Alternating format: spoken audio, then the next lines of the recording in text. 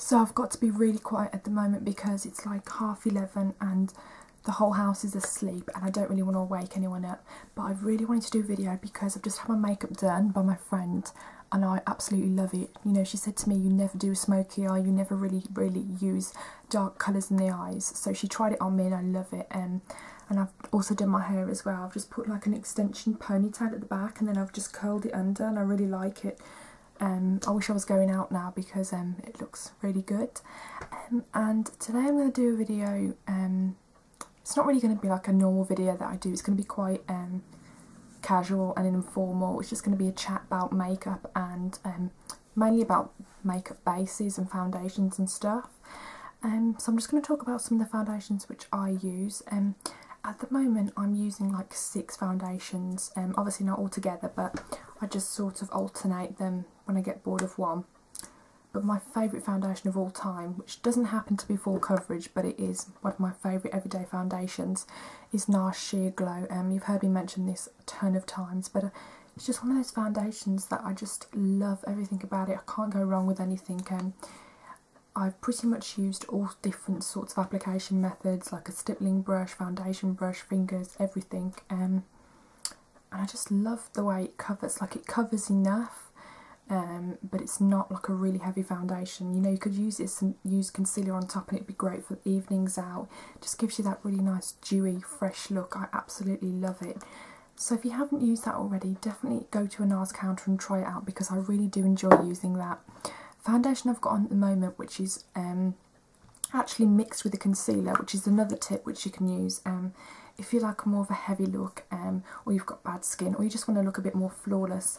You can always mix in like a full coverage concealer with the well, you don't need to mix a lot, but a tiny little bit of the concealer with the foundation, and that's what I've done today. I've mixed the Makeup Forever HD definition foundation with a bit of the Makeup Full Cover, which is extremely full coverage, and that's just given me that really like even skin tone, and it's really it looks quite thick in real life, but on camera it translates amazingly. So I think that's what I'm going to use for my wedding actually. This is great wedding makeup as well, obviously because it's designed for TV, photos, it's designed for everything, so that'd be great wedding makeup. In terms of light coverage, I don't absolutely love the way it looks because I have, well, when the sun comes out I get a lot of freckles, and I know obviously people love freckles. I don't mind my freckles that much, but I feel like my face looks a bit more clean and precise without freckles, so when I wear full coverage foundation it kind of gets rid of them and makes me look a bit more like a blank canvas, so then you can really focus on the eyes without having distractions around the face. So that's why I prefer a full coverage foundation, but for some days where I'm not actually properly going out or going to work, I use the MAC Mineralised Satin Finish SPF 15. Now this is an extremely light foundation, but it is great for someone that likes a light coverage. You know, maybe you don't want to look like you're caked in makeup. This is a great foundation for you. So there's many different foundations that I really want to try. There's so many more on the market, and I only really recently started getting into makeup like a couple of years ago, so I haven't tried everything, but obviously I have a lot more makeup than an average person, so I can give you some advice on what I use. Another foundation which I like quite a lot is the Vitalumia Chanel, which I believe, no, this one isn't discontinued, it's the Vitalumia Aqua that's discontinued, but this is a nice light foundation as well, very expensive but lovely. Also the Dior Skin Forever, I think this would be amazing mixed with the full cover concealer. So if you love this foundation but you don't feel like it's enough coverage, because it does go on really smooth, it does perfect anything, but it's not that, it doesn't have that lasting long finish that you really need out of a foundation. Maybe you could mix it with concealer and make it work for you, because obviously this is a very expensive foundation. I love it on its own, but if you're a kind of person that wants a bit more of a full coverage look, you could always mix things in. I've mentioned this before, but it's the Vichy Derma Blend. This is an amazing full coverage foundation, which is drugstore. This is like probably strong enough to cover tattoos even. It's only around £15 or £12, I believe. So that's a really good product. Laura Mercier do amazing base products. They do like brightening powders, the Secret Camouflage concealers for your face are amazing. Their moisturising foundations, just they can't go wrong with face products. So I love I love that brand for that sort of thing. Now, the sort of look that I like personally, I can go from one spectrum to another. I do like to look like my skin is real. I like to look like, you know, I do have imperfections, but I also want to have like a really nice sheen on my cheeks. I feel like my skin is quite dry. I mean, it can get oily up here during summer, but I really like to focus on having a lot of a dewy finish on this area, so that's why I really like the Chanel Vitalumiere, because that gives a dewy finish. So I love foundations like that as well, but if you can't get that through your foundation, you could also try incorporating like a cream colour base, something from MAC. This is the colour Hush, and you can use this with the 130 brush, which is basically like a really compact stippling brush, and then you just rub it onto your cheeks and focus on the cheekbone. That will give you that really nice sheen. It also give you a tiny bit of colour. If the colour's not enough for you, you can always go over with a blusher. So I would probably use this blusher if I was using the colour Hush. So you can always layer it depending on how you like it, obviously. So that's one idea if you like that kind of look. Also, you can use illuminating powders. I really like the Carrez Wild Rose powder. I experimented using it all on my face, but I actually prefer now just using it on here and maybe a tiny bit down the nose, because I use it under the eyes as well, because it really illuminates my concealer. I love that as well. So you can get your illuminated look through primers, like for instance the Estee Lauder Idealist Even Skin Tone Illuminator is great for that.